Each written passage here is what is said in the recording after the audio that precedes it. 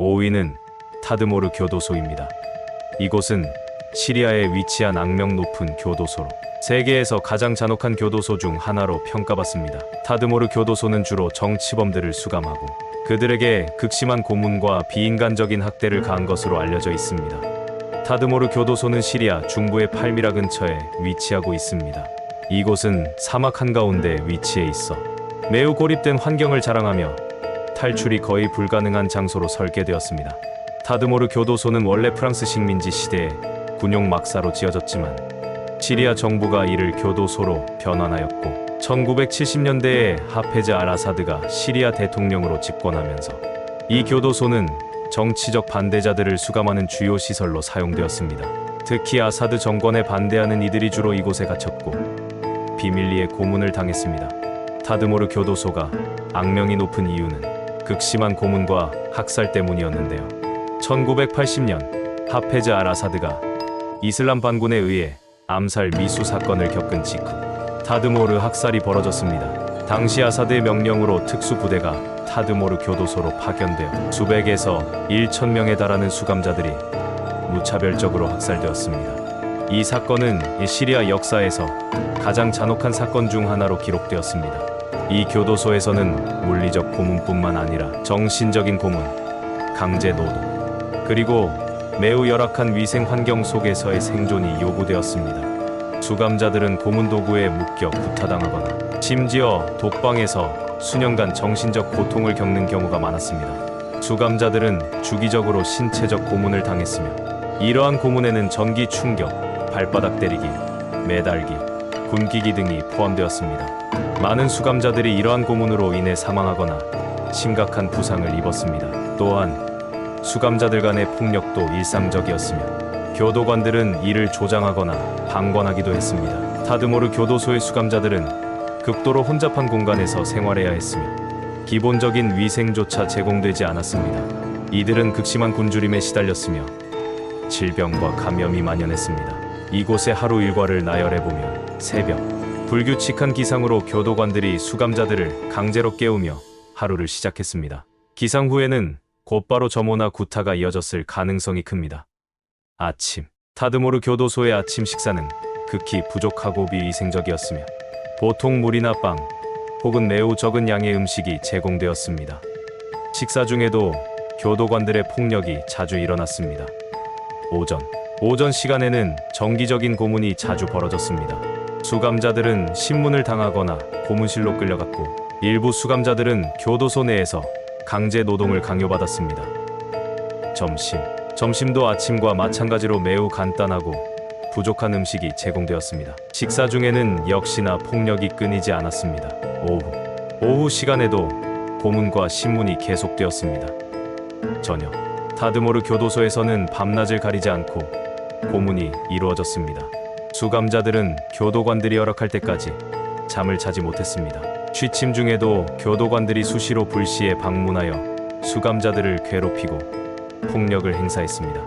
타드모르 교도소의 하루는 고통, 폭력, 공포로 가득한 시간이었습니다. 수감자들은 일상적으로 극심한 고문과 비인간적인 처우를 받았으며 신체적 고통뿐만 아니라 심리적 고문에도 시달렸습니다.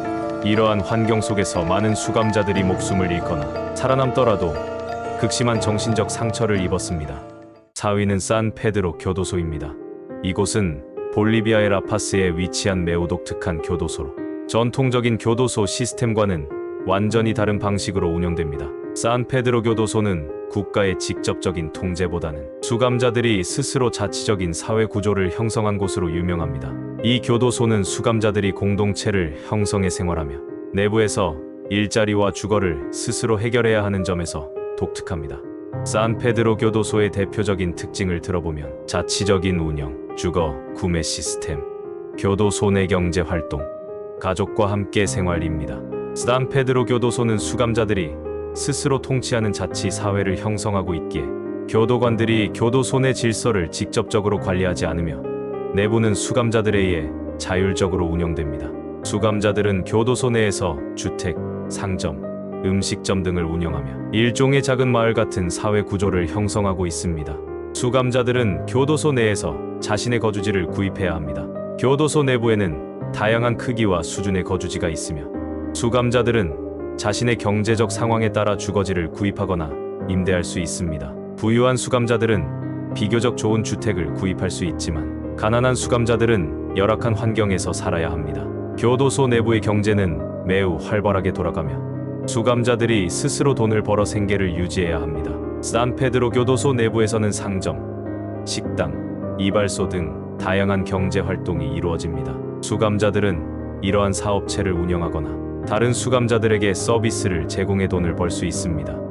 교도소 내부 경제는 외부에서 가족이나 친구가 보내주는 돈과 수감자들이 내부에서 벌어들이는 돈으로 돌아갑니다. 노동이 가능한 수감자들은 스스로 자립할 수 있지만 그렇지 못한 수감자들은 극히 열악한 환경에서 생존해야 합니다. 산페드로 교도소의 또 다른 독특한 특징은 수감자들이 자신의 가족과 함께 교도소 내에서 생활할 수 있다는 점입니다. 일부 수감자들은 아내와 자녀들을 교도소로 불러들여 함께 생활하며 가족들은 교도소 안에서 일상을 영위할 수 있습니다. 교도소 내부에는 어린이를 위한 학교나 유치원도 마련되어 있으며 교도소 안에서 가족 단위의 삶이 이루어지는 독특한 환경을 제공합니다. 산페드로 교도소는 그 독특한 자치 시스템으로 인해 한때 관광 명소로 여겨지기도 했습니다. 관광객들은 소에게 돈을 지불하고 교도소를 방문해 내부를 구경할 수 있었고 수감자들이 직접 가이드를 하기도 했습니다. 그러나 볼리비아 정부는 이 관광 활동을 불법으로 규정하고 금지했습니다. 일부 수감자들은 외부로 나가는 것이 가능했으며 교도소 내부에서 제한된 자유를 누릴 수 있었습니다. 수감자들은 자신이 번 돈을 사용해 원하는 물건을 사고 팔며 비교적 자유롭게 생활할 수 있었습니다. 언뜻 보기에는 나쁘지 않은 것만 같은 교도소로 보입니다. 하지만 그 속은 얼마나 썩어 있을지, 범죄자들이 스스로 자치적인 사회 구조를 형성한 곳이란 우리들로선 감히 상상도 하지 못할 일들이 벌어지고 있을지도 모릅니다. 교도소 내에는 빈부격차가 매우 심할 것으로 있는 자와 없는 자의 계급 차이가 극심할 것이며 가난한 수감자들은 매우 열악한 상황에 처해 있을 수 있습니다. 산페드로 교도소는 자치적으로 운영되지만 그만큼 내부에서의 폭력이나 부패가 만연할 수 있습니다. 마약 거래, 폭력, 갈등 등이 내부에서 발생할 수 있으며 일부 수감자들은 폭력적인 집단에 의해 통제되기도 합니다. 돈이 없으면 식사는 물론이고 거주할 공간조차도 없으며 경제 활동조차 하지 못하는 노인이나 몸이 아픈 수감자들에겐 극히 열악한 환경입니다. 3위는 알카트라즈입니다. 알카트라즈는 미국 샌프란시스코만에 위치한 작은 섬으로 1934년부터 1963년까지 미국 연방 교도소로 운영되었습니다. 이 교도소는 최고의 보안 시설을 갖춘 교도소로 극악무도한 범죄자들과 탈출이 불가능한 교도소로 악명을 떨쳤습니다. 오늘날 알카트라즈는 미국에서 가장 유명한 교도소 중 하나로 현재는 관광지로 사용되고 있습니다. 알카트라즈 섬은 1850년대부터 미국 군사 시설로 사용되었습니다. 1853년부터 군사 요새가 건설되었고 1907년에는 공식적으로 군사 교도소로 전환되었습니다. 제1차 세계대전 동안에는 군사 포로들이 수감되었습니다. 1934년 알카트라즈는 미국 연방교도소로 전환되어 국가에서 가장 위험하고 탈옥 가능성이 높은 범죄자들을 수감하기 위해 사용되었습니다. 알카트라즈는 섬의 위치에 있어 탈출이 거의 불가능하다고 여겨졌고 샌프란시스코만의 차가운 물과 빠른 조류가 이중의 자연적 장벽을 형성했습니다. 이곳은 최고 보안 시설로 유명했으며 일반적인 범죄자들뿐만 아니라 알카포네와 같은 유명 갱스터와 정치범들이 수감된 곳입니다. 알카트라즈는 미국에서 가장 보안이 철저한 교도소였습니다. 336개의 개별 감방이 있었으며 철저한 감시 시스템과 강화된 벽, 고립된 섬의 지리적 위치 덕분에 탈출이 거의 불가능했습니다. 수감자들은 철저하게 감시되었고 모든 통신수단이 차단되었으며 면회와 외부 접촉이 제한되었습니다.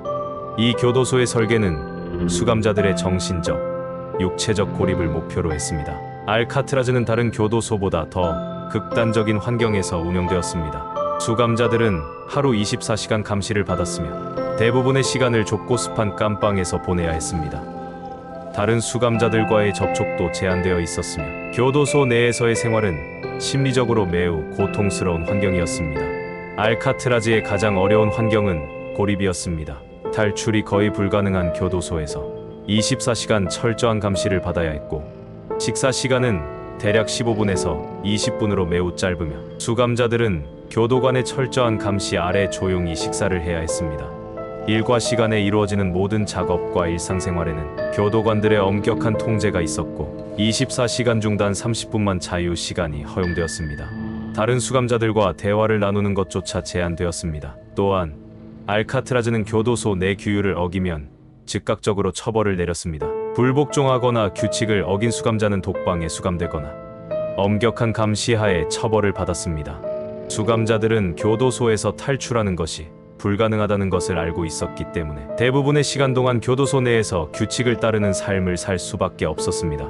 알카트라즈는 최고의 보안 교도소로서 수감자들에게 철저한 통제와 엄격한 일과를 부과해 그들의 일상생활을 최대한 제한하는 방식으로 운영되었습니다.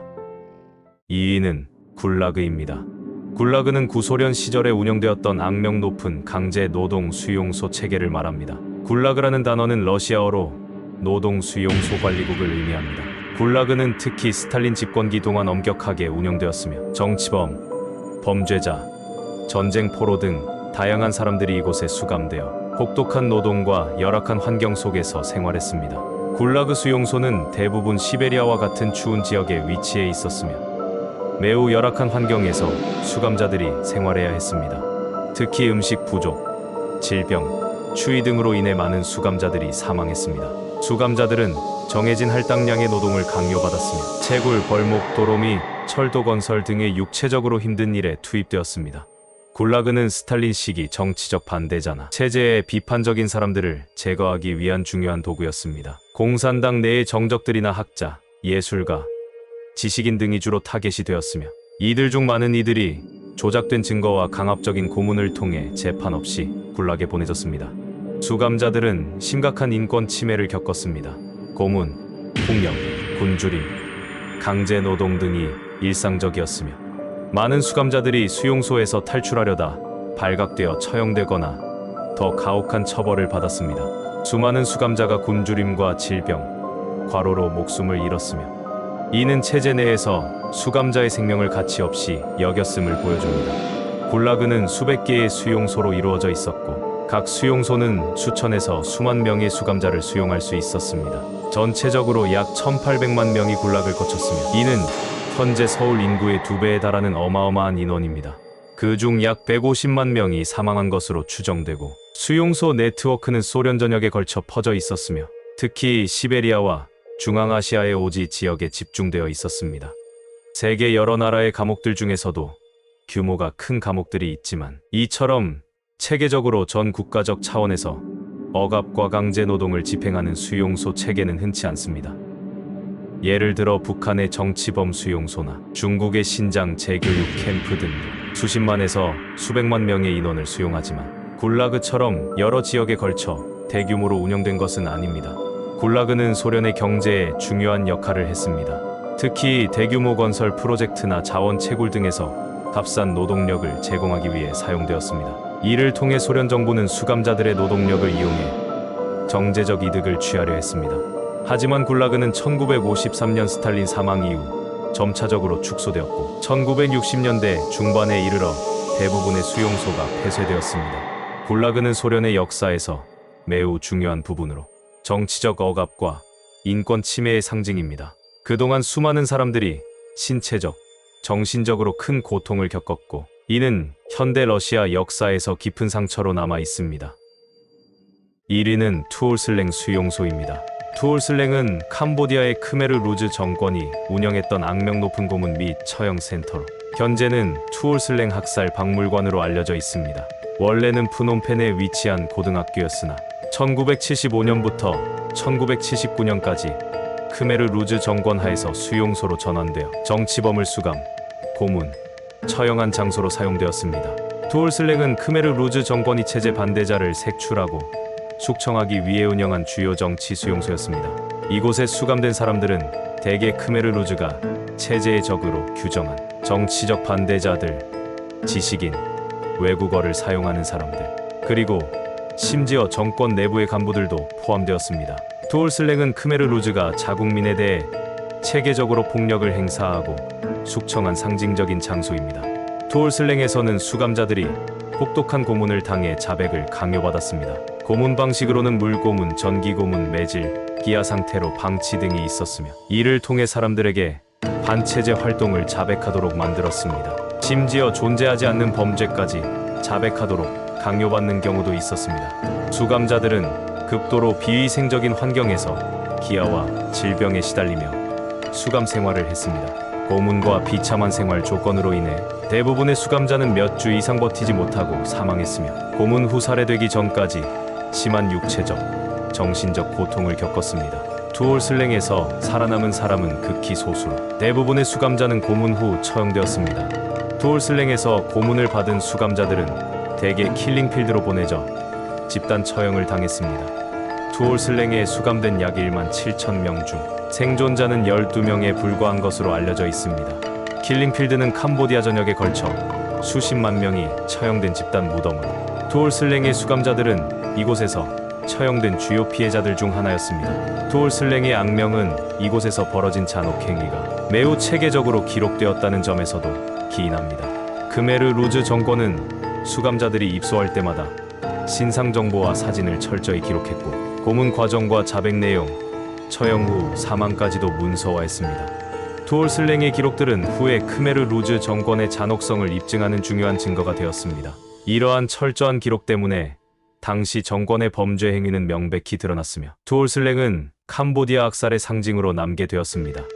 투올 슬랭에는 성별이나 연령에 상관없이 모든 연령대의 사람들이 수감되었습니다. 어린이와 여성도 고문과 처형의 대상이었으며 특히 반체제 인사의 가족들까지 무차별적으로 수감되었습니다.